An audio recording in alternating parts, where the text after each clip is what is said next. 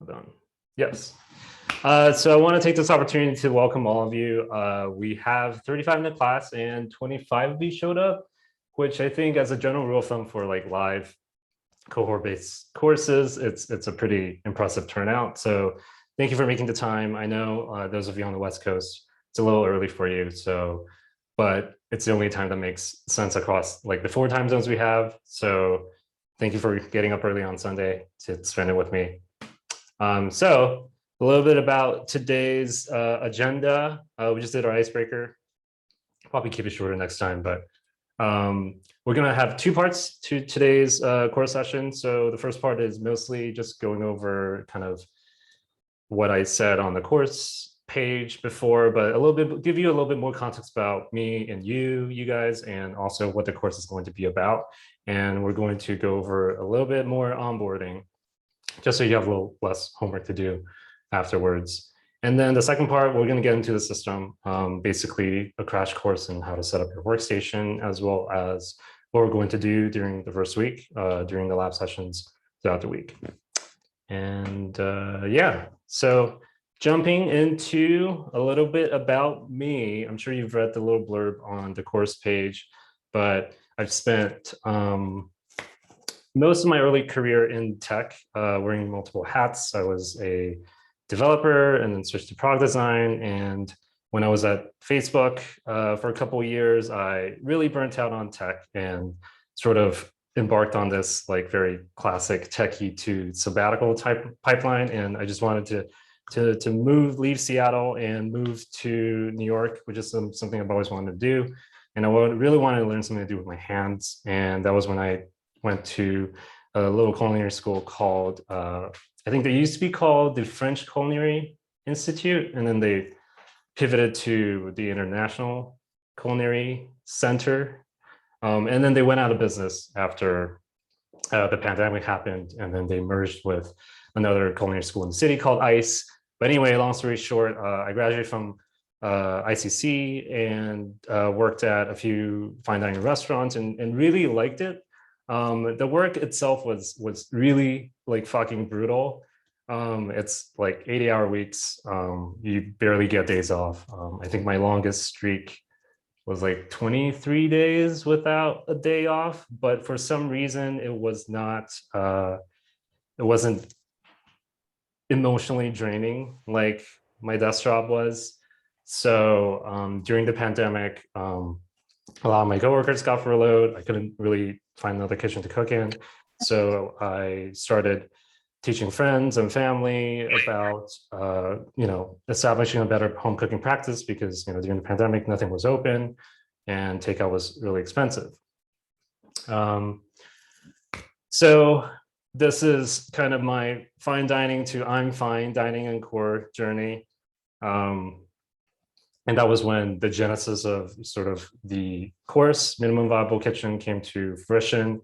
And over the past year, I've sort of been working on germinating this seed of an idea.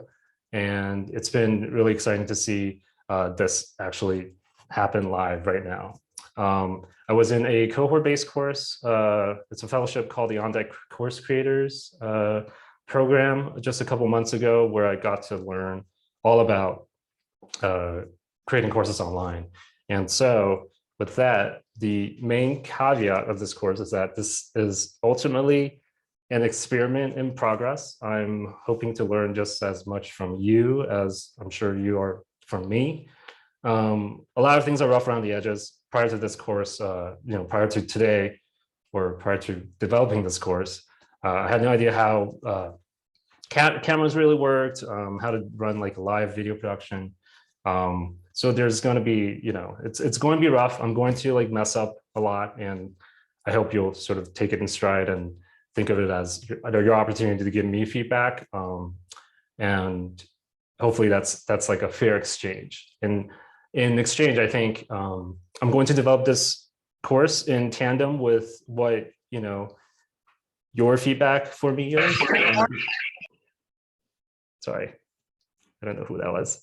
But hopefully that means you're going to get the best experience, because it's going to be very tailored. So I'm going to be building this course as I as I go. So a little bit about you. Since this is a cohort-based course, I think it's very important for you to get to know your fellow students. So apparently 90% of you meet. I think we have a few pescatarians and one vegetarian.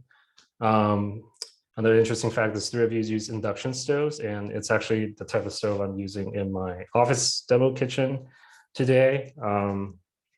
It's a little finicky, it's a little tricky getting used to, but it's actually probably my favorite type of heat source. So half of you also cook less than half the week, which is an interesting stat because that means half of you actually cook more than half of the week. So a lot of variety in sort of your cooking experience here. And the class is largely split between California and New York. I got a few in Utah, 2 in UK, 1 in Canada, and 1 in Paris. Actually, I don't know if I'm allowed to say this, but like some of you live in the same apartment buildings in Brooklyn, so I'll let you like figure it out. And if you guys want to have like do your assignments together or have cooking parties, like please, I highly encourage that. That's part of why this is so great than just like digesting self-paced courses yourself, right? Some of you don't have dishwashers, and I wrote a little bit about this in the onboarding emails. It's going to be tough. Like your journey is going to be rougher than most people because having a dishwasher to basically take the burden off of doing dishes is huge. So hopefully it'll make you appreciate like what actually like full-time dishwashers do at restaurants, but also like what a great modern invention having a dishwasher is. The last interesting fact is that 9 of you live by yourself, so it could be a blessing and a curse. As we know, cooking for yourself can be a little tough, but the great thing is that you get to set up your kitchen however you want. I think 1 of you live with like 4+ people, so that's going to be an interesting thing to hear about, how to navigate a shared kitchen when you have a system in place.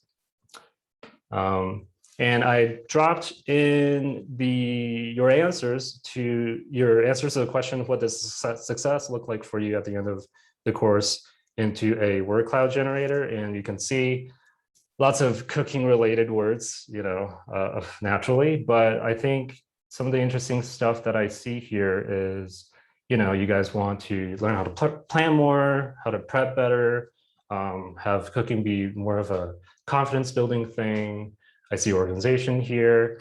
I think my favorite one is one on the bottom right, which is nightmare. I haven't really thought about cooking as a nightmare in a really long time, so that's good to know. That's where we're starting out. So there's only room to grow from there. There's meats, there's warring, there's ability, there's knowledge, smarter. Yeah. I'll share this deck later so you guys can kind of do a deep dive if you want to keep looking at this. So the main thing I want to drive away from sort of sharing all these stats about you is that, we're here to learn from each other. I think that's one of the beauties of a live run course is that I don't pretend to be like the best cook ever. I don't know how to cook everything. I'm actually really terrible at cooking like Indian curries, and that's something I'm trying to get better at. I also don't know what it's like to cook in your particular kitchen setup. So you may have like an electric coil stove, which I have no experience with, but maybe some of your fellows, peers can help. And that's really a takeaway from the last cohort-based course I was in, is like, I learned just as much from interacting with other students as I did from the instructor. Yeah, so we'll jump into the course premise a little bit. We'll talk a little bit more about the course, but through sort of designing the curriculum, I've found that this is kind of the distillation of my course promise to you is, and this is in alignment with what you told me that what you want from the course. So I'm going to help you cook better and more frequently in your kitchen. And there's a lot going on here. There's actually 3 dimensions here. And this really complicates like the course design because we kind of have to work with all 3 parts together. So the first part is, obviously becoming a better cook. It's about developing your skills.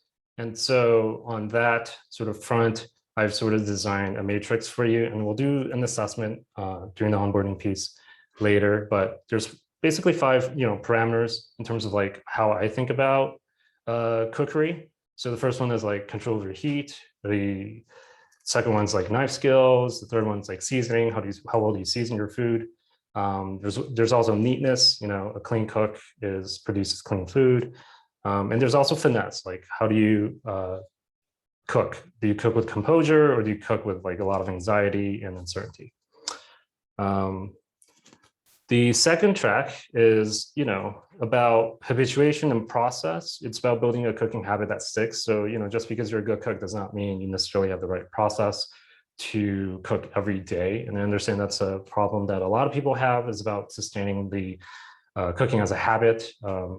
So treating it less like a chore. And we'll go through this, in probably the second or third week, about how to basically create an environment that helps you become a better, like more intuitive cook. And so you default to cooking, right?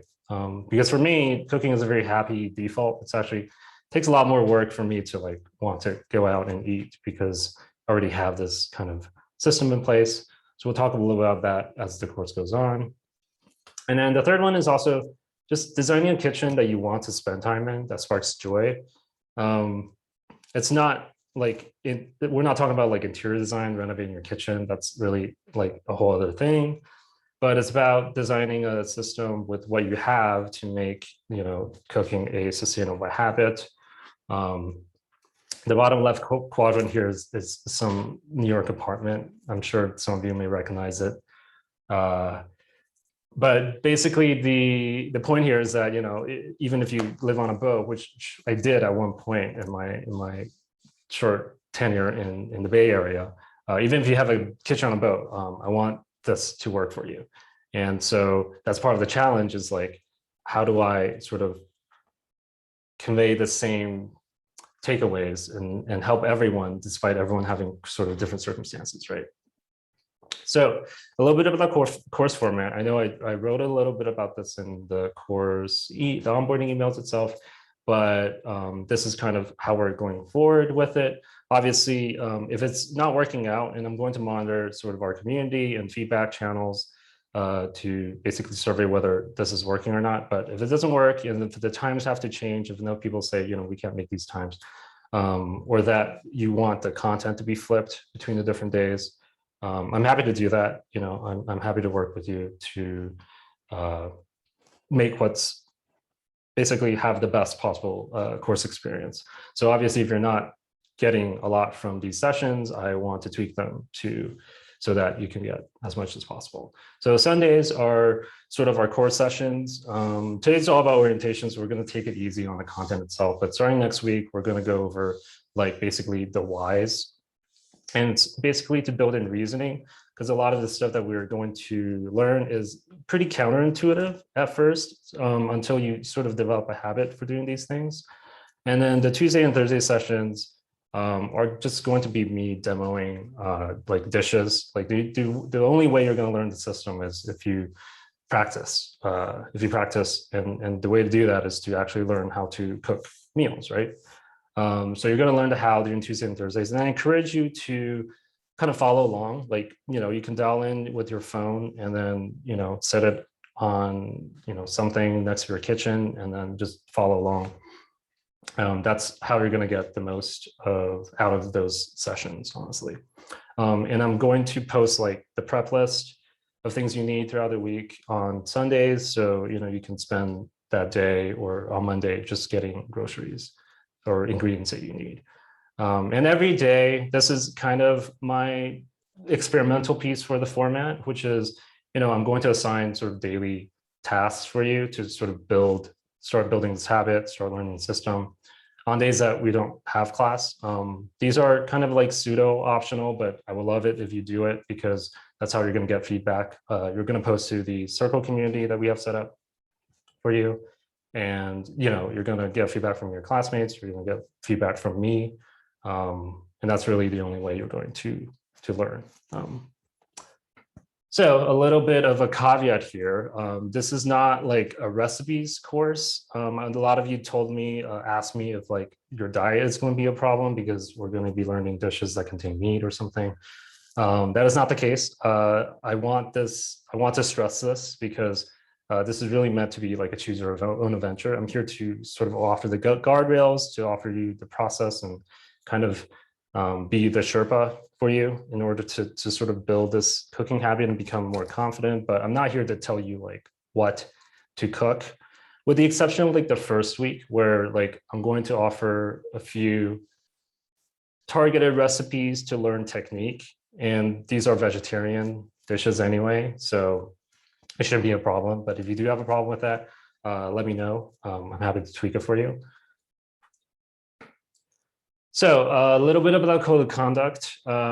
Basically boils down to DBAA, don't be an asshole. We're here to, this is a safe place for us to learn.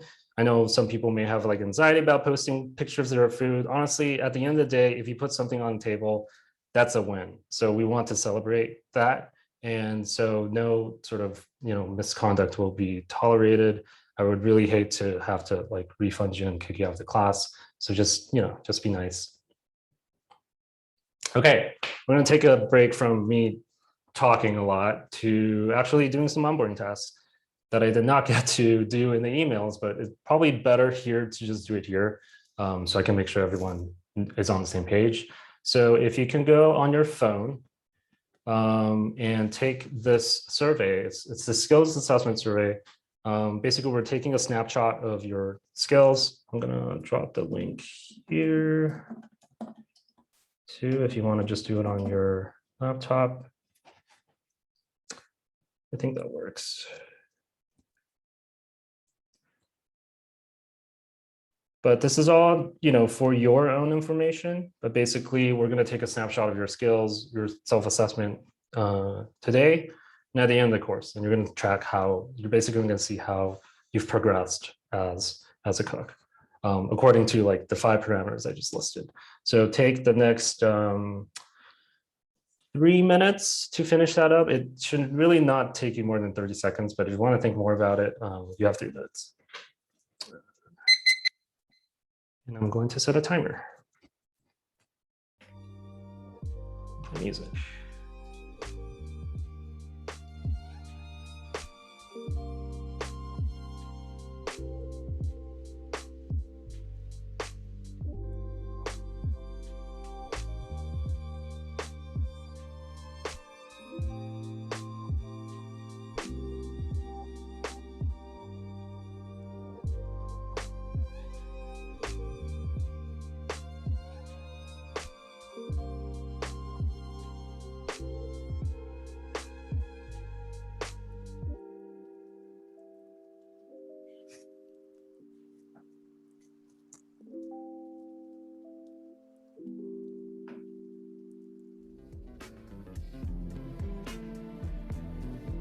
Love the tunes.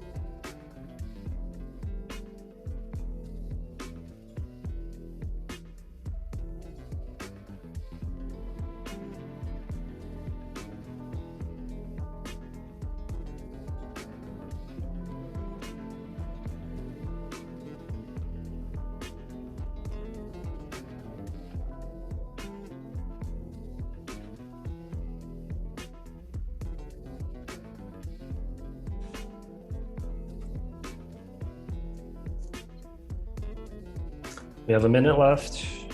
Just take your time.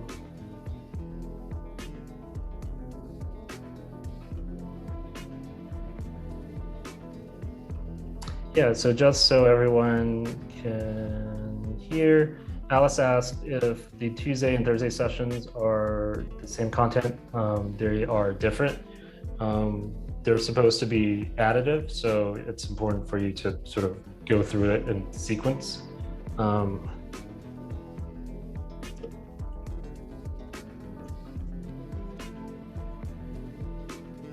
But I think the caveat here I should mention is that I'm still sort of working on that progression. So if we find that a lot of people can't make a certain session, then we'll just kind of make each session standalone. But everything will be recorded,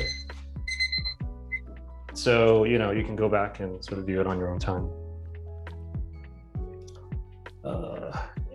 Mike asks, how long after the session will the videos be uploaded?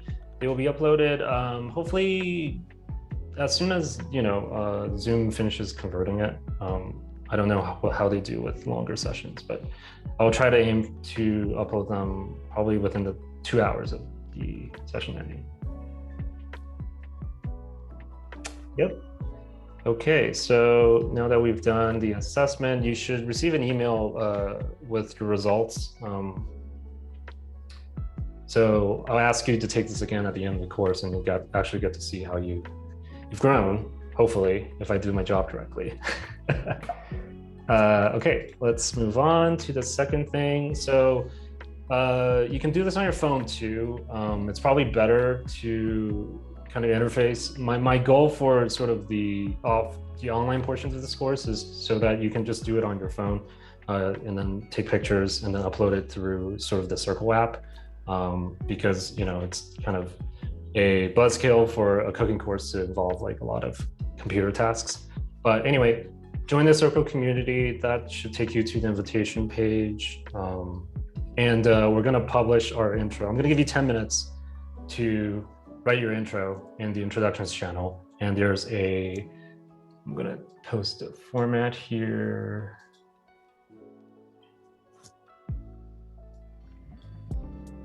Yeah.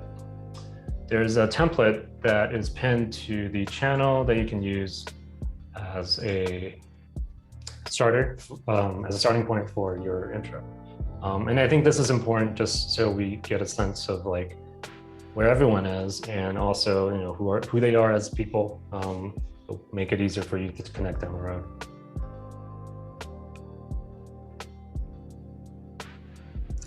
So yeah, we'll have 10 minutes.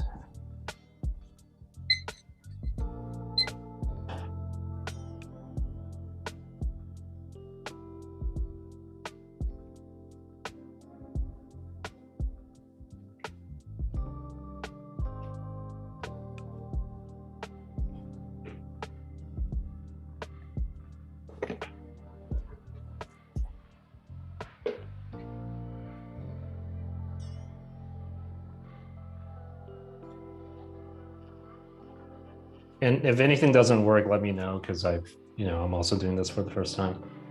So stuff might break. Just let me know.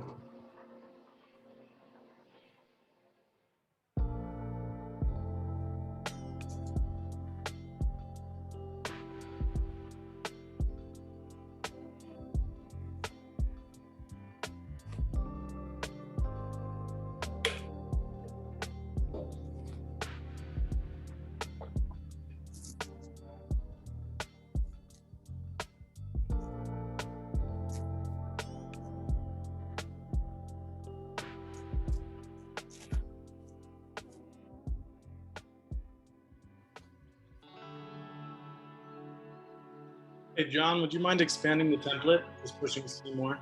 Oh yeah, of course. Thanks, man. Yeah.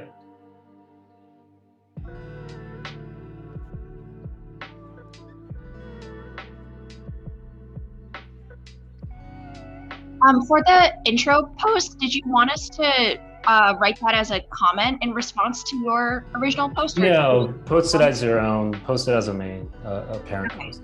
Yeah. That's a good question.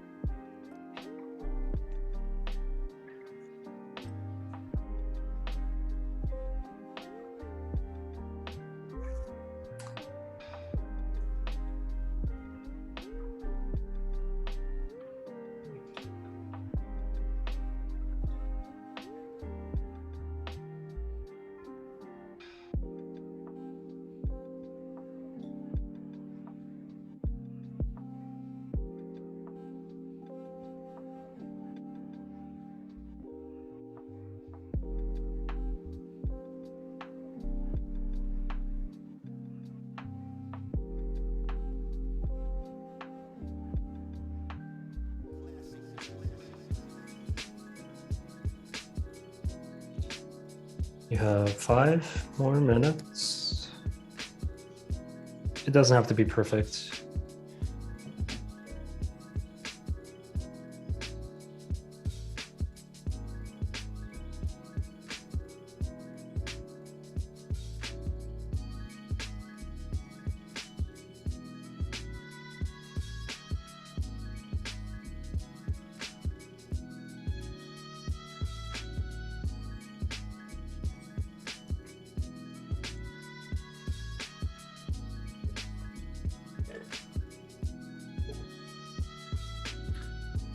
It's fun to finally see this getting populated.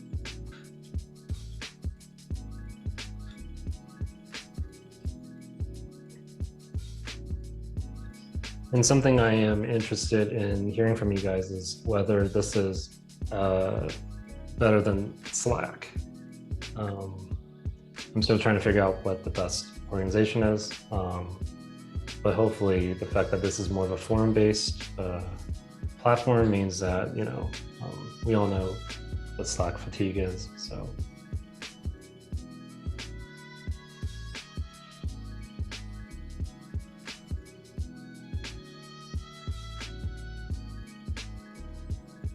I take it you're a Slack fan, Slack stan here. I think we have Slack employees with us. Is TJ here? This is me. You should put your name, and your Zoom handle is coming up as ATL.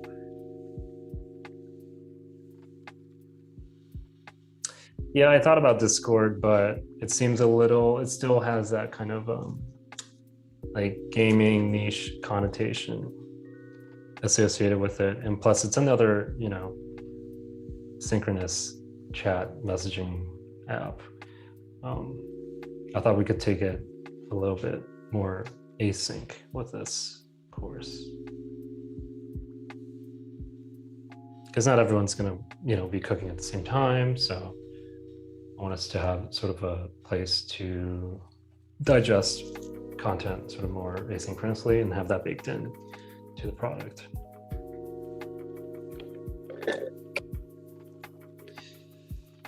Doing this for you, Cindy. But also, you know, seriously, I think my sanity is inversely correlated to how much time I spend in Slack. So.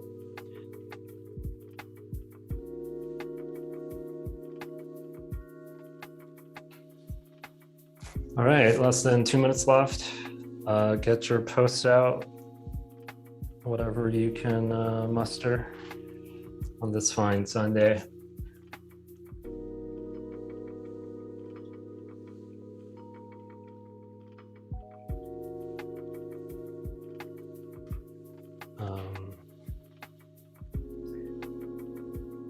Anna, Brooklyn, what Anna loves, being the plant mama and toddler mama. I had to sell all my houseplants when I left Brooklyn, so that was a sad day.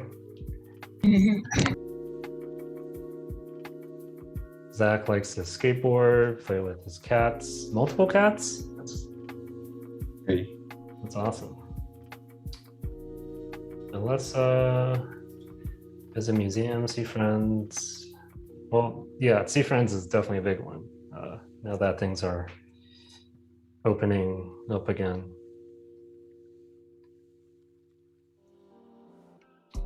Cindy, stare at birds. Ooh, bird watching. With all the chickens in the yard, I get a lot of variety of fowl creatures in my backyard snacking on their food now. So it's been a nice side effect.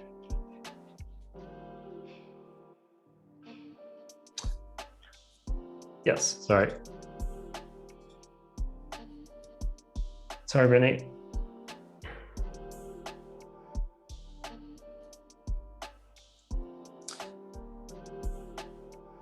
Michael, I wish we would go back to email. That was a lot more manageable than Slack.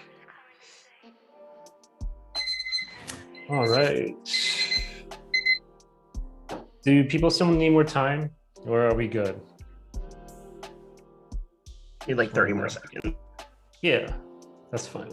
Do 2 more minutes. We don't have too much left in today's session. We're basically just going to finish up with a demo. That should take about 15, 20 minutes. And I'll leave some time at the end of class for Q&A.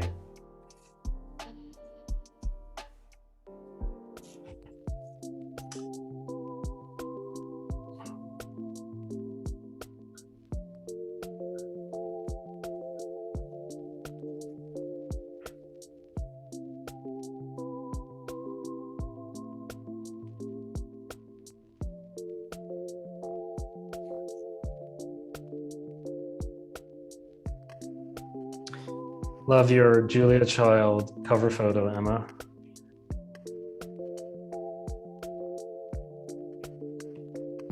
I've never been to Paris, but it has always been on my travel list. As a cook and a foodie, I think, you know, it's one of my great regrets not to have been there before, you know, 2020 happened.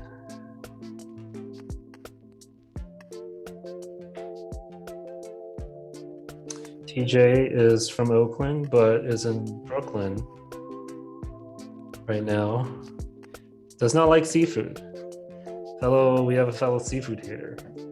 We'll see if this course can change that. I'm gonna have you cook mussels.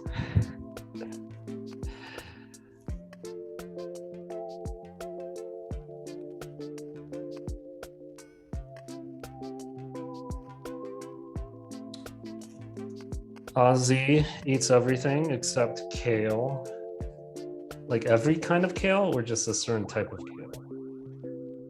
Because I do prefer some types of kale over others. All right. If you haven't finished, I think Circle saves automatically, so you can always just finish later. All kale. All right. Good to know. Kale chips. You should try kale chips, Ozzy. Probably the only way I can eat kale. So, cool. Let us move on. I also include a link to I'll send out a recap email at the end of the class with all the relevant links. So if you need to get back to this page or, you know, the survey stuff, that'll be available there. Okay, so let's move on to the next final task. If you guys want to go to this link for me and see if it pops up the Notion page, I struggle with their permission settings sometimes, so I just want to make sure you can access this. And we will go over a little bit about how to use that page. Nice. Amazing. So this course hub is still work in progress, but it managed to fill it out as best as I could up to basically to finish out this week. So you have the course schedule here. Obviously, you know, you should accept the calendar invites if you want that in your calendar. I have two little blurbs here, you know, before the start of the course, things that you can check off. So obviously, you read over the course emails, accept the invites, take the assessment, which we just did, and join the Circle community, which we also just did. Let me make your introductions. And so after the course, and this is subject to change, obviously, but you should, you know, either attend or watch the course session. You should review the prep list for the lab sessions on Sundays, and then attend or watch the lab sessions and, you know, maybe cook along and complete the daily assignments. And obviously on days when we have sort of the lab sessions, there's no assignment because you're just going to cook whatever it is that we're going to cook. I'm working on a progress tracker to make sure that you can see where we are and what else there is left, but that's work in progress. So maybe don't click on that yet. I don't think there's anything in there. The important links section has the links to the Circle community, it has the Luma calendar, and it has the course website. You don't really need that right now. But what is important here is the middle section. Can you see it? Increase, yes. Perfect. So the daily assignments is kind of what I just talked about. I want there to be some kind of accountability on the days that we have off. And they'll get progressively more challenging. I think on the third week, when we talk about like the atomization pillar, there will be like projects you can do throughout the week. And I aim to sort of provide these assignments with sort of the being cognizant of like people's time, constraints. So it'll take less than half an hour, I think, on days that we don't actually sit down and cook something. And this is obviously a work in progress.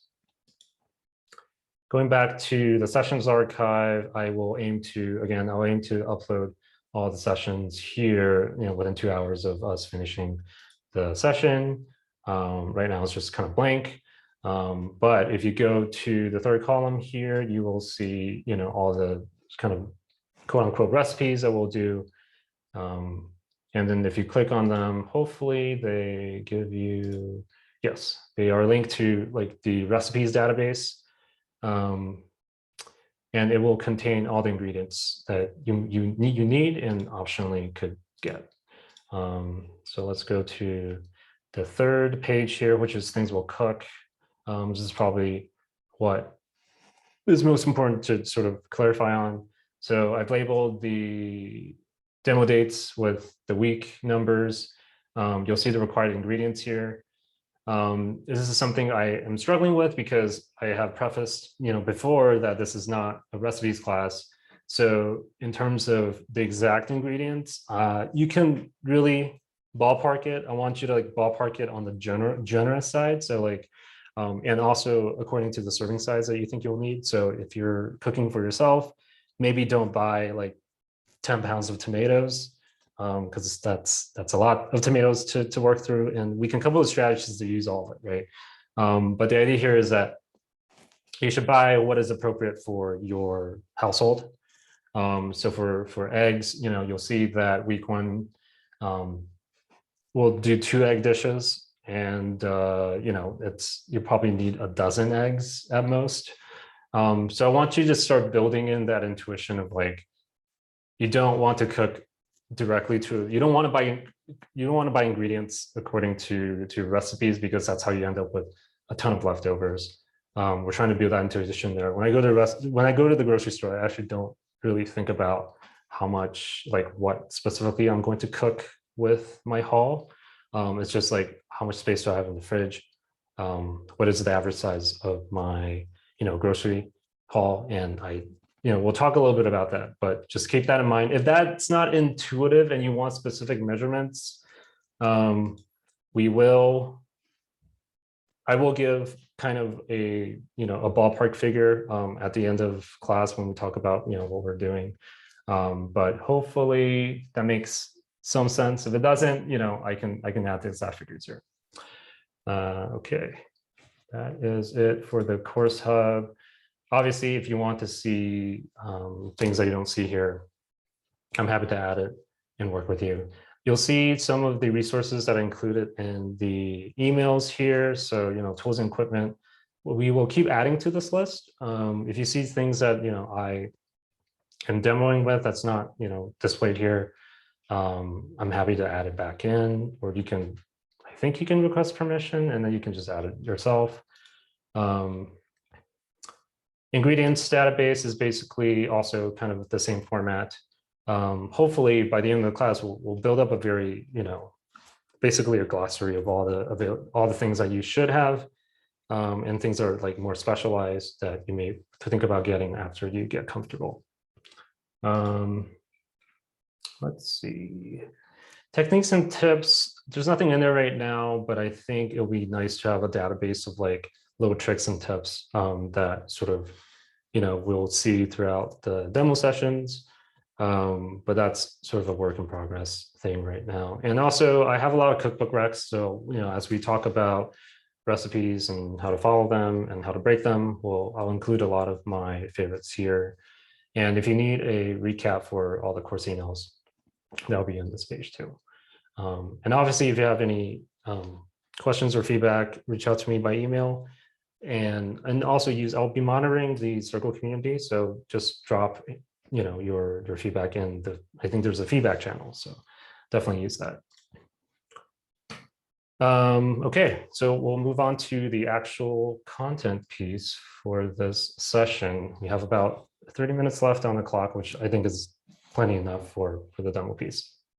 So you might remember this curriculum sort of image from the course page. I've sort of like tweaked it so that, we know what we're doing. I know what I'm doing, or actually trying to teach for the first 2 weeks. And then, depending on how those 2 weeks go, I'll sort of tweak the last half of the course according to your feedback, or, if something's working better. If you want to see some more advanced techniques, then actually, we may move that up to the 3rd week rather than saving it all for the 4th week.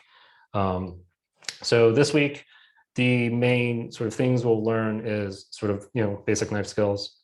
We'll do a demo shortly with, intro to the system that I talk about a lot. Basically just mise en place.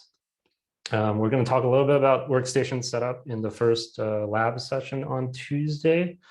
We'll go sort of deep into like how I organize my workstation, things next to the stove. We'll learn a little bit more about mise en place today, but honestly, that's sort of a thing that you kind of have to practice. So most of the lab sessions this week will focus on that. And the last piece is cookware 101. We'll learn how to use, hopefully you got a stainless steel pan. We'll learn how to like properly use it, season it, every use, and then, how to take care of it. Yeah, so keep in mind that, these are additive. So, as we go along the course, all of these concepts will be in play from week to week. So it's important that you kind of follow this course in order. Because if you don't have good knife skills, you're not gonna make good stock, or you're not gonna make like good, mise en place for the dishes that we'll tackle after. Okay, let's get started with the system. It's important to remember, so forget everything you know about cooking or how you cook. I want you to sort of start with a blank slate. Cooking is actually just 70% prep. The rest is this 20% cleaning, which is, I know, a huge pain point for a lot of us. I mean, even professional cooks hate cleaning. I think that's why, dishwashing is its own separate, role. And the last 10% is actually the service part, which is like putting things together. Like that is the easiest part of the job, right? If you have all your mise en place, then cooking is really takes no time at all. So it's important to understand how to prep properly. And we're going to go through this during our demo today. We'll talk a little bit about knives, because having proper knife skills and understanding how to maintain your knife is actually probably, I would say, 70% of what it takes to do good prep. And then we'll also talk about the organization component of the system. So I'm going to show you 3 examples of how you can start to put that in play with the starter kit that you have going on. Hopefully you have all the ingredients here, items that I've mentioned in the onboarding email. And without further ado, and before that, a little bit of why I think it's important to kind of learn the system and abandon what you think about, about cooking. There's a Swiss designer I liked called Armin Hoffman. He said, learn the rules. Later, if you're brilliant, you can break them all. If you're not brilliant, at least you'll be competent at your profession. The system I'm trying to kind of convey to you is not going to be, it's not going to work for everyone. And I want you to sort of learn the system first and then take parts of it that you like and adapt it to your personal situation, right? Obviously, cooking is also very subjective. What tastes good to me is not going to taste good to everyone, but there is kind of a standard, right? Like the restaurant industry has, created a system that works across, hundreds of thousands of years, which is, going to be a foreign concept to those of us who work like knowledge jobs, which, processes this like huge taboo word. So keep an open mind. A lot of the things that I'm going to show you may not be super intuitive, but I promise you, if you do the homework and you do it for 30 days, it's going to make a lot of sense. And if it doesn't make sense, that's fine too. I'm just showing you how I've gone from eating at company cafeterias every day, 3 meals a week, to, basically having my own personal like restaurant essentially at home. Okay. Demo time. Before that, do people prefer like music in the background? Because I mean, I will tell you my preference is like to have some music in the background, but if it gets in the way of like my message, then, obviously, you like the music. Okay, so we'll keep the music. See, this is why I love this live sessions, because I get to really hear from you in real time. So we will play the music. Is that a good volume? Yes. Yes, the vibes are important. So cool. All right. Crap. I think there's a thing with, okay, maybe I can share my OBS screen. So this is also the part of the class that I'm like struggling with, because I have a very complicated setup of like 2 cameras tied to this HDMI switcher, but it doesn't make sense. So maybe we don't have music this time, and I'll figure out with Roberto who's a videographer in the class, how to actually get music going with my HDMI thing. Okay, so I'm gonna turn off the thing. I'm gonna stop sharing. Yeah, but also, if you want to make this less awkward, please feel free to unmute yourself, ask me questions during the demo. I'll just be doing my thing and talking, but if you have any questions as you see what I'm doing, please just, holler. Okay, so we're gonna do the top down. Hopefully that works. Yep. So yes, okay. So hopefully you've all gotten the cutting board. No, you can just watch. It's not expected that you just follow. Some of the assignments we'll tackle. You'll do this basically on your own time, because it's hard to get everyone to sort of be in the kitchen right now. And we'll obviously do this again on Tuesday and Thursday. Like this is basically your crash course in like how I set up every time I prep, this is how I set up things.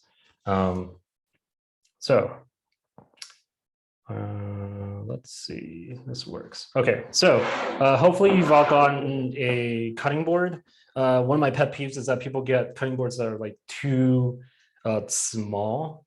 This is like your main sort of work area. So you want it to be sufficiently big because you're going to be doing a lot of things on it.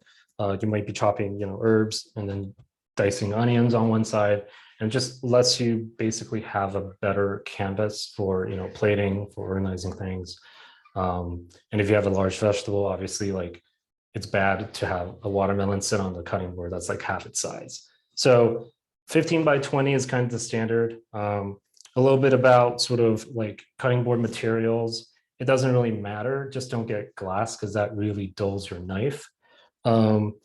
Essentially, plastic is a lot easier to clean. You can't put wood in the dishwasher, so I prefer plastic, but wood is fine. You can also, nice way to clean wood, and actually a really nice way to clean any kitchen surface right now is just use a diluted vinegar solution. So you get distilled white vinegar, dilute it 1-to-1 with water, and now you have a very good organic solution that kind of cleans everything and dries, without smell or anything toxic. So the second thing that really irks me is when, it's very dangerous for your cutting board to be wobbly. So you definitely don't want it to wobble while you're chopping, because you could really, put a finger out. So what's the best, simplest way is to just get a piece of paper towel and really just wet it enough so that you can fit it under the cutting board. And so what used to be wobbly is now sufficiently, you can't, right? You want it to be sturdy so it's slip-free. That's the important part. And also, okay. I'm going to switch the camera to, yeah, this might be better because I feel like I'm just kind of in a disembodied voice. 3 things that I have with every prep. So you're going to have your paring knife, you're going to have your chef's knife, and you're going to have your honing steel. And I like to keep the bench scraper, which you have in your starter kit, as a way to like scoop ingredients up. It's okay. I think it's okay to like scoop things up with your knife, you know, if you're in the pinch. And as long as you're like careful around like not dueling the edge, it'll be fine. But in general, like if you have a small knife, like this knife does not have that much depth. So like if you're cutting a lot of onions, obviously it'll be easier to scoop this. And the bench scraper is also a really great way to squeegee. Like if you have any liquid, you want to get something off the board, this is how you stay clean and organized. So I always have this on the side. The honing steel is basically what you need to straighten the edge of your knife before every, you know, prep task. It is not sharpened, and we'll go over sharpening probably on Tuesday or Thursday, but we don't have a lot of time for that right now. But half of you have this knife edge sharpener, which you just pull, it's easy, but it doesn't put in like a new edge on that. So what you need is actually a whetstone, which half of the class received, and I'll either demo that on Tuesday or Thursday, or we can, you know, if it's not helpful, you can, there's like thousands of videos online that teaches you how to do that. So you want to straighten your edge, you want to hold it kind of like, you know, you can hold it either this way and then do make a 15-degree angle with your knife to do like that. Just want to give it a couple strokes, right? And then for, if you want to hold it horizontally, you can also do, which I do. You just want to make sure that you're making 15-degree angles with through this, basically the length of the knife edge. And that's what you need to set up before every task. You want to make sure that your knives are sharp. Do you have a question, Emma? Yes, sorry, my internet must be bad. Can you, how often do you do this? And can you repeat why it's important to do and why it's different than sharpening? Yeah, basically, if you put this under a microscope, you're going to get a bunch of, every time you cut something, right, the edge of the knife is going to have these micro serrations, and they might point in different directions, right? What you want to do is you're basically straightening the edge, those micro serrations on the knife, so that when you cut down, it actually doesn't, you know, split the ingredients. And that's how you would also get kind of like chips, is if you apply too much pressure and then the whole edge comes apart. But it actually doesn't, what sharpening does is it actually puts a new edge on the knife. So it actually takes material off. This does not. A ceramic does somewhat, like very subtly, in that you don't have to hone that much to get a straight edge. But in general, this is not how you put an edge. And the best way to test if a knife is sharp is just use your, okay, switch.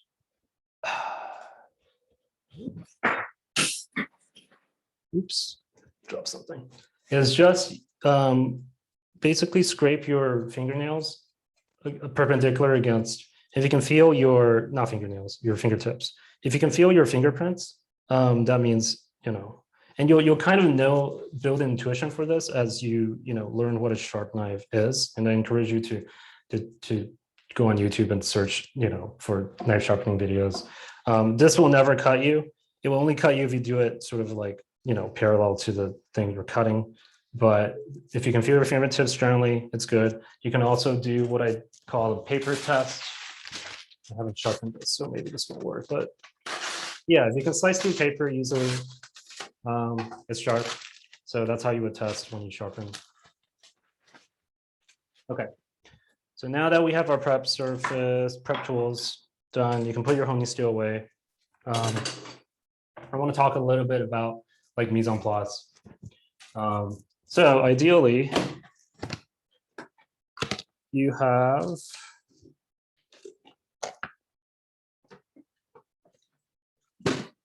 the quart containers that I recommend you buy. So you have quarts in quart sizes, you have a pint.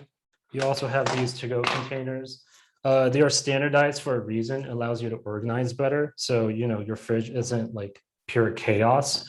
And the way we organize this is basically with tape and a Sharpie. We're keeping it really analog because, you know, when you're cooking, you don't want to be checking your computer or doing your phone. A lot of people build databases online to like track what they have in the fridge.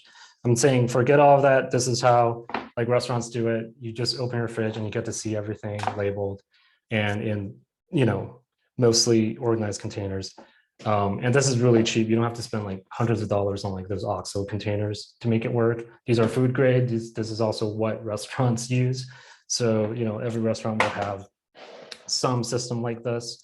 When you get to sort of a larger scale production, you have what are you start to use what Campbell makes, which is like food grade containers, but obviously these don't fit in your fridge as much. So the system is really tailored for like a home fridge. A little bit about mise en place. Roberto, I need your help with the switching because right now I'm like doing 2 different inputs at once every time I switch because I have to invert the top-down shot, which makes it awkward. But a little about mise en place. There's a misconception about mise en place is. Basically, it means, you know, everything in its place. And the common sort of general perception is that you just, every time you follow a recipe, you want to have all your ingredients set, right? But that doesn't really scale when you want to cook every day.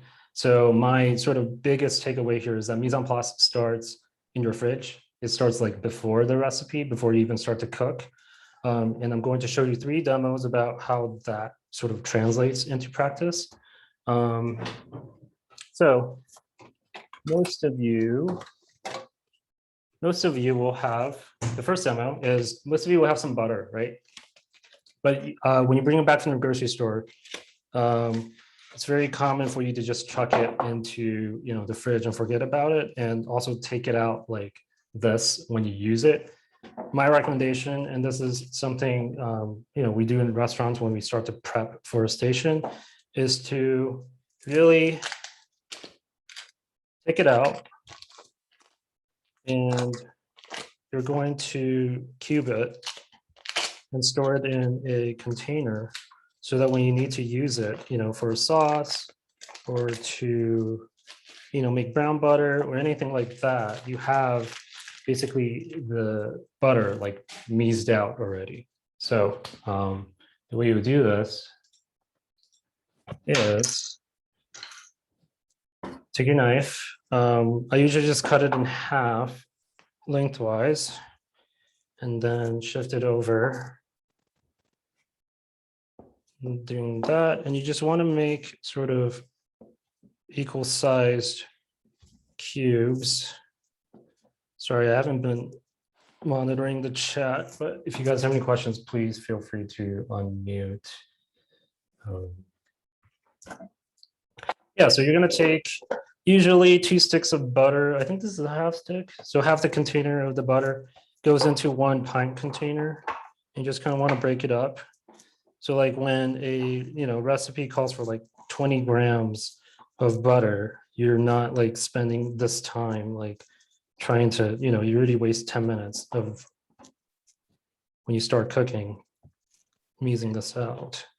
So so on the butter packaging, it has like the measurements for like tablespoons. Is there like a equivalence here? Like 1 cube is like half a tablespoon here, or? No, I don't really use, like, you don't really measure. Like, here's the thing about like not cooking with recipes, like you kind of just ballpark it. Obviously, like, you know, if you know what a tablespoon of butter looks like, a tablespoon is like a volumetric measurement. So like, you know, it doesn't really make sense for this for you to refer to butter. Like usually when it matters how much butter you put in is when you're baking, right? So you're gonna have to measure in grams anyway, because baking recipes need to be precise. And obviously with most recipes online, if they say 2 tablespoons of butter, just err on the safe side and double it. That's how you make it taste better. That's how any restaurant makes their food taste better, is copious amounts of butter. So that's a good question. And then you're just gonna part this out. Yeah, I was gonna ask you, do you weigh any of your stuff while you're cooking, or you mostly just freehand it? I weigh it out if I'm trying a recipe for the first time. And we'll talk a little bit about like cooking recipes versus like cooking by intuition, or like cooking for survival. Like most days when I'm just cooking to feed myself, I don't do any kind of weighing because that just kind of slows me down. You kind of build intuition for like what tastes good. And as we cook and as we go over the lab sessions, we're going to talk about like you want to season as you go, right? So any measurements that any recipe has, if you blindly follow it, you're going to end up with sort of a mediocre result most of the time, because most recipes are not that rigorously tested. So we're going to start to learn how to like season as you go. So obviously, like at the end, you might use like 2 sticks of butter instead of 1 to make it really taste good. Got it. Okay, so just going to put a lid on it, and then we're gonna. So this is the part where I'm like, this is going to be slightly counterintuitive. You're going to label everything. And the way to do a proper label is, you have 2 components. You just want to label it. So this is unsalted butter. And you're going to put a date. And this is how you basically self-organize the fridge, is every time you look in the fridge, you'll know how old the component is, right? You'll know how an ingredient is. So if you have diced onions in the fridge that's over 2 weeks old, probably a good time to chuck it. And this is how you also avoid like food waste, is how old things are in the fridge, and all it takes is a label. I know it may seem counterintuitive because you have to do that for everything. Eventually, if you buy into this system, you can get a tape dispenser, which you don't have to like do this like piecemeal every time. And a way to get around this is like at the end of every cooking session, you might just want to make a bunch of labels and label it at the end before you put anything in the fridge. So that's one thing. The second thing I want to show you is with these to-go containers. They are not just for putting, like, usually the way I think about what to put in here is like, this is all the mise en place, so not finished food products. But obviously, like, it's not a hard and fast rule. You can use this to put like sauces or anything. The quarts are better for holding liquids. But the to-go containers are more for holding solids, basically. And I'm going to show you a cool way I've learned to basically keep herbs. So when you get herbs, and this is something I really struggled with before I learned how to cook, is like you have a bunch of herbs, and then the conventional wisdom on sort of peddled online is that you stick these herbs in, you stick these herbs in water and you put it in the fridge, and you have to like refresh the water, or you leave it out. That's not a great system, because it's just extra work. So what you want to do, and this is what we also do in restaurants, but in larger quantity, but basically a fridge is a terrible environment for like produce or anything fresh. We'll talk a little bit more about fridge calibration, but essentially like the fridge's humidity levels and temperature levels fluctuate. So you want to basically create microclimates for your ingredients to extend their shelf life. A good way for anything fresh herbs is to basically use a piece of paper towel. And you're going to use the lids here. And you're just going to lay it on here. And then for herbs, usually if it doesn't fit, I'll cut off like the stems, right? And you're going to basically save all the trim in a quart container, or not quart container. You're going to save it in a, you're gonna save it in a to-go container called stock scraps. And these are basically gonna be the ingredients for like any broth or stock you make. We'll probably make it in the second week, but don't throw it out. I think that's an important part. If it's like onions, any rooty vegetables, you want to make sure that all of it gets used. So once you have a bunch of herbs, if there's visible dirt, I would wash it. But in general, like washing your fresh herbs actually decreases their shelf life in the fridge. So usually don't. You know, a little dirt never hurts. You know, never killed anyone. So you want to basically put a piece of paper towel in here. You want to basically have that towel be sort of the humidity regulator with the herbs. And you're just going to take another lid and basically cover it up, right? Because oxygen is the enemy of fresh food. Oxygen is what makes things go bad super quickly. So you're going to do that. And then what you're going to do is take some rubber band and just put it like this. So now you have your own kind of herb container. You're going to label it.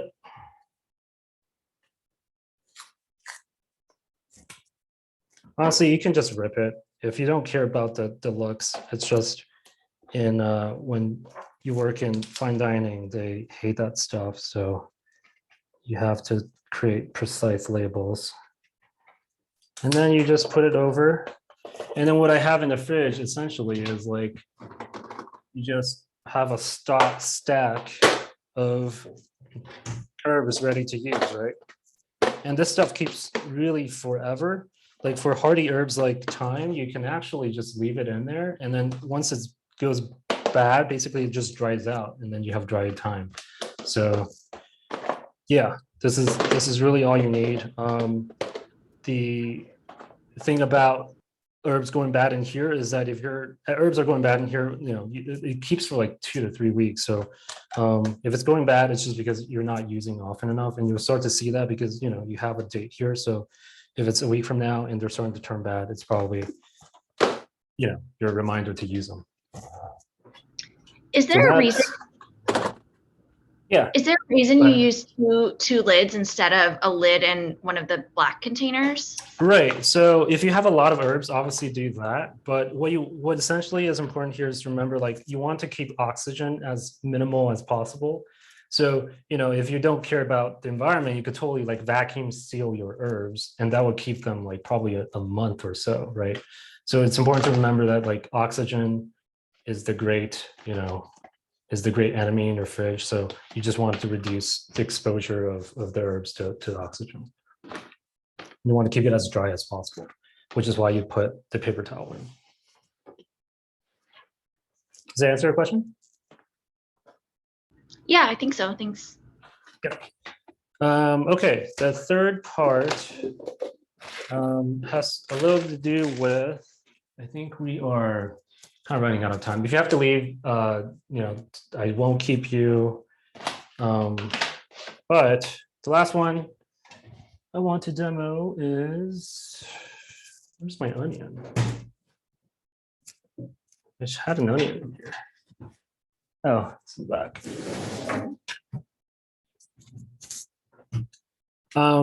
Basically, we're gonna cut onions like throughout the entire course. I just want you to get a sense of like how to properly chop an onion, and you're gonna use the paring knife that you got, basically to peel the skin. So, you're gonna use like the cores. You can use a prep bowl, or you can use, you know, one of these containers to basically work neatly. That's one of the things they teach in culinary school, is that you don't want your work surface to be messy, right? They say, you know, messy cook, messy food. So the way you hold your paring knife is going to be different than your chef's knife. You actually want to hold it like kind of like a baton, and you're going to kind of curl your finger over it, and you're going to make contact with your thumb. And it's not going to hurt you necessarily, because the distance between your thumb and the edge is too little to exert that kind of like slicing force. Just don't move it up and down, obviously. So the way you would dice an onion, which is one of like the most basic cooking skills. So this is like the first thing you want to master and be sure you're comfortable with. Basically, you're gonna cut the onion in half, the root end. So split the root. And a little bit about how to hold your knife is a lot of people would hold their knife like this, which, if you exert pressure and your finger slips, you're going to cut yourself. So what you want to do is also to just curl your finger to basically pinch the knife. So you want to pinch your knife right along sort of the neck of the knife like this. And that's how you would hold it to get sort of like a firm grip. And then that's that. So you want to split the onion. Sorry, I'm trying to see if you can see me. You want to split the onion this way before you do anything else. And then you're going to take your paring knife and you're just going to use that to peel the onion. And you want to make sure you get like the outer kind of like silky layer out. Sometimes if you don't, it doesn't really cook down and you're going to get that weird like waxy texture in your final dish. Yeah, honestly, sometimes it's easier to use your fingers, but it's important to practice with your paring knife because this motion here is kind of how you would like peel an apple or peel a potato without using a peeler. Yeah. Okay, so now you have half. I'm gonna peel the other one. And like all scrap, onion scrap is especially useful for stock. So you're also going to put this in your stop scrap to-go container in the freezer. And it will last indefinitely until the next time you make stock, which we'll do in the second week. So with 2 halves of the onion, you want to make sure the top, you remove the top. And if there's any of the root, you want to remove it, but don't cut the root off because you want it to stay intact. So what you're going to do is take your chef's knife. You're going to make horizontal incisions along the side. Would it be more helpful if I do a side view? Yeah, I think so. Yeah, okay.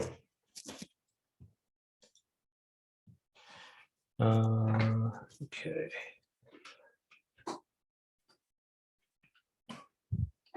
So every time you slice horizontally, you want to make sure your hands are clear.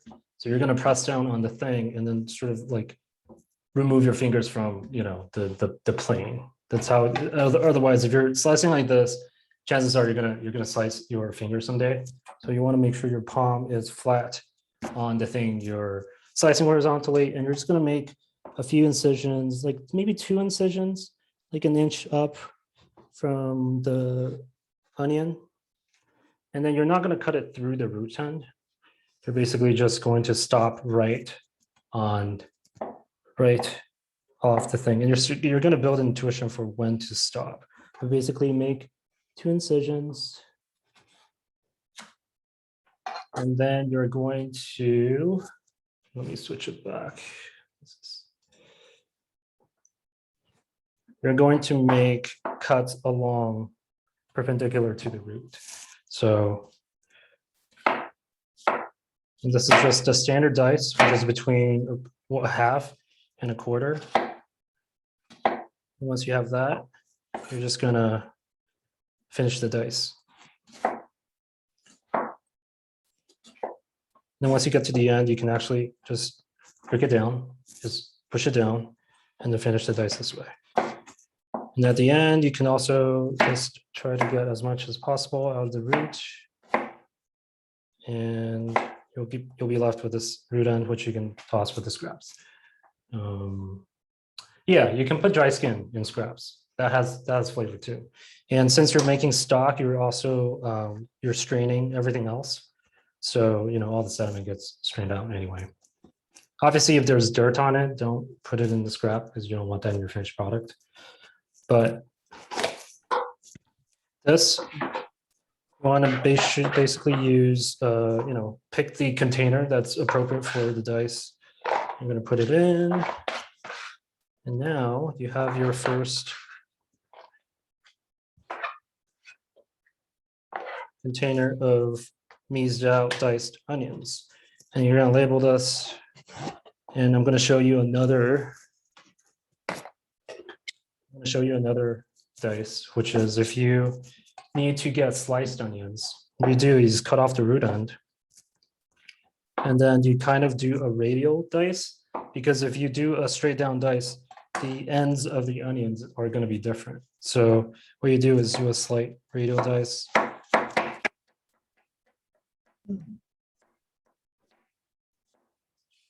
And push it down, and then doing that. There's a ton of videos that you can watch for this if you're confused. I might do a pre-recorded video just to demonstrate this a little better as we tackle the assignments.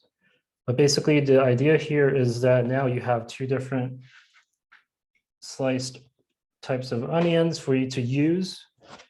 And this is something we'll use on Thursday when we make the shakshuka.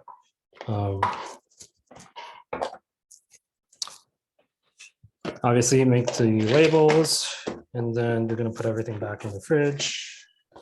In the meantime, do you have any questions? This is, obviously this usually happens, like for me, this happens like automatically. The important thing is to realize, like, if you're cooking a recipe that calls for half an onion, just dice the rest of the onions, put it in this container, and then now you have like meats for the next day, for the next thing. And we're going to talk a little bit about this when we talk about like cooking as a habit. Is like, how do you help your future self, right? Like provide the constraints from which you can make other kinds of dishes.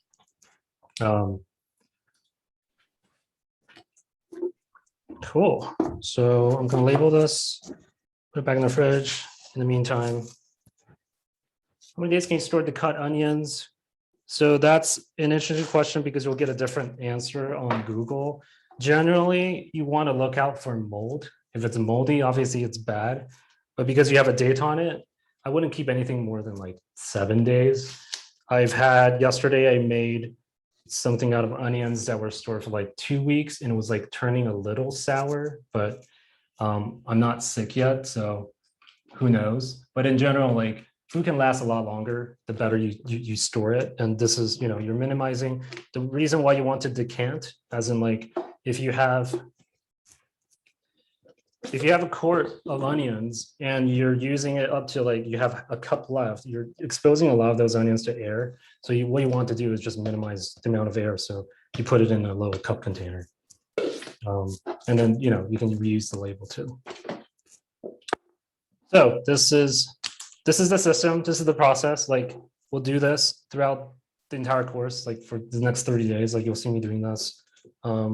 It's a little bit more work up front, but it becomes easier the more you do it. So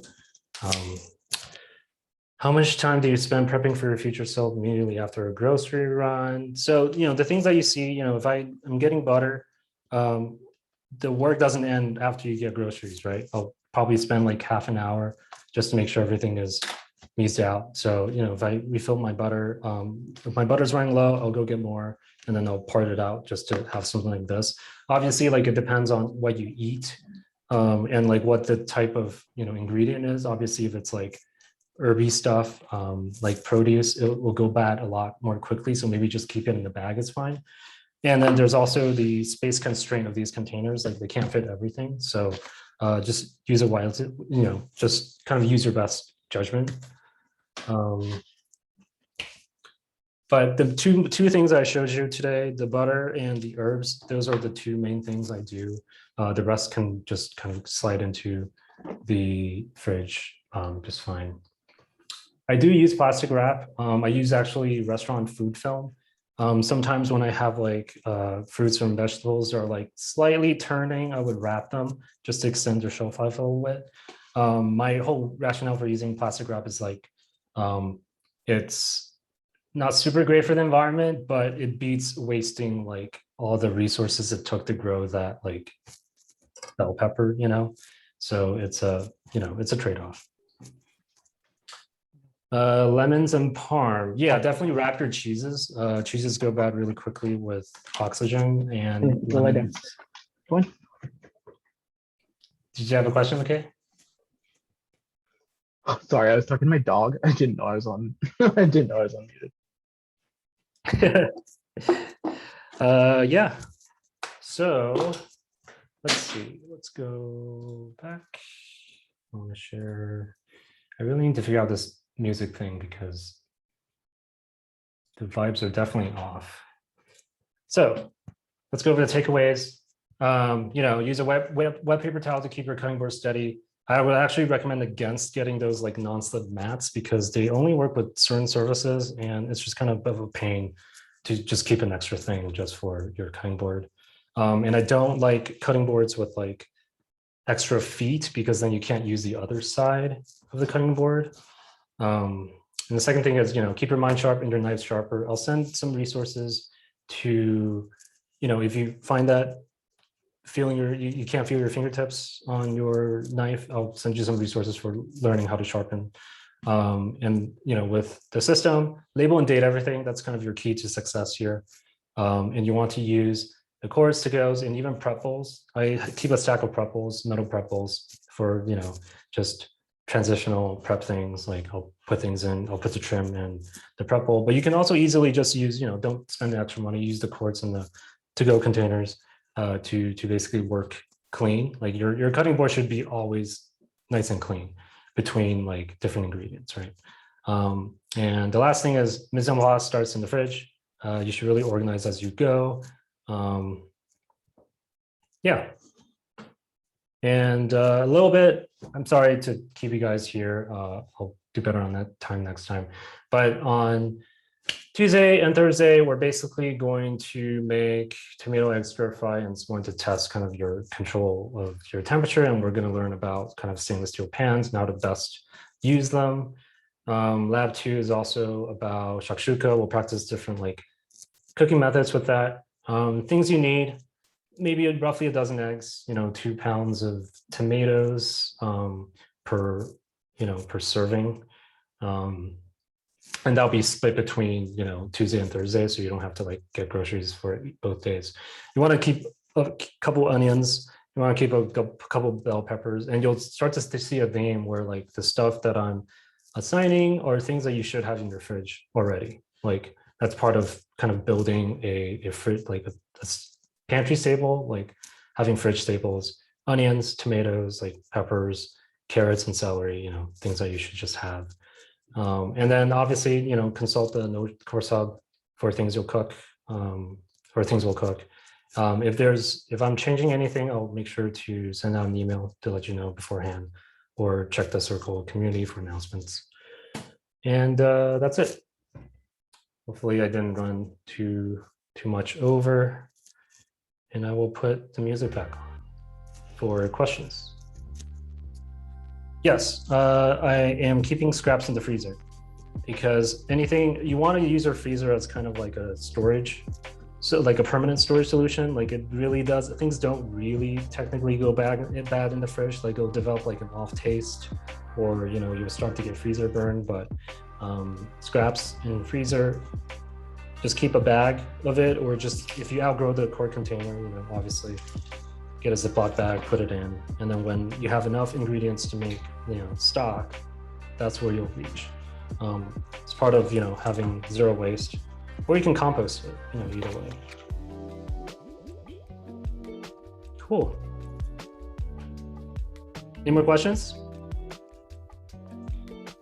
Vegan butter alternatives. That is not in my wheelhouse. I hope there's someone vegan in the class. That's why I put the dietary preferences in the intro section. So hopefully you can find someone who is more well-versed in vegan alternatives.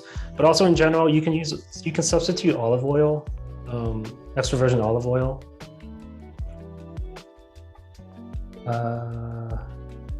Two questions in both mechanics. Can you repeat that question, Tiffany? Yeah, there's one, but we don't order to go to. Sorry, I can't hear you. I'll paste it. No worries. Can you repeat that? I just pasted that one from Emma, and then I have one. I'll paste again. Oh, I see. Yeah, but your saran wrap's not going to create like the seal tight enough for, to keep air out. You can, it's just like how comfortable you are with the plastic usage. The good thing about the core containers is that like these things last forever and they're really easy to recycle if they break down. So I would recommend you just get a set. I think it's like $20 on Amazon, and it would just make like decanting things a lot easier. So especially if you have liquid, having a plastic thing on top is not going to cut it, right? Emma, I will do some research with you in terms of what we can get. I'm sure they have the equivalent, like they have restaurants. Restaurants were born in France. They have to have something like this. Would you wash your cordon toilet containers in the dishwasher before you use them? Yes, these go straight in the dishwasher. They're food safe. They're dishwasher microwavable. They're really my workhorse in terms of keeping things organized. Obviously, like these are all just suggestions. You can, if you find a system that works for you, totally do it. But these are kind of the main props that I'm using. Especially heating dishwasher, say for the plastic. If it's not, then every restaurant that you've ever eaten from has been slightly poisoning you. So I can't say for sure. Like I'm not super scientifically read up on the effects of plastic, but this is like BPA free. It's food grade, so it can contain hot foods. One thing that you don't want to put in here is like candy, like hot candy, which goes way above like boiling temperature. It's going to burn like right through. Cool. Well, that's it. If you have any questions, post it on Circle, or email me or reach me on Twitter. I'm here to make this the best course experience possible and to, help you become a better cook. Yeah, so that's it for today. Thank you for tuning in. If you can't tell, like, this is my first time doing this and I'm like a bundle of nerves. So I'm glad this is over and we can get to like the fun part with the cooking and stuff. So thank you. That's really kind. Yeah, I'll upload the session, probably in the next hour or so. Thank you all 25 of you for joining. Hopefully we'll keep cranking and learn a bunch. This was more of a orientation type thing. So I will see you on Tuesday. Bye. Bye, thanks everyone. Bye, everybody.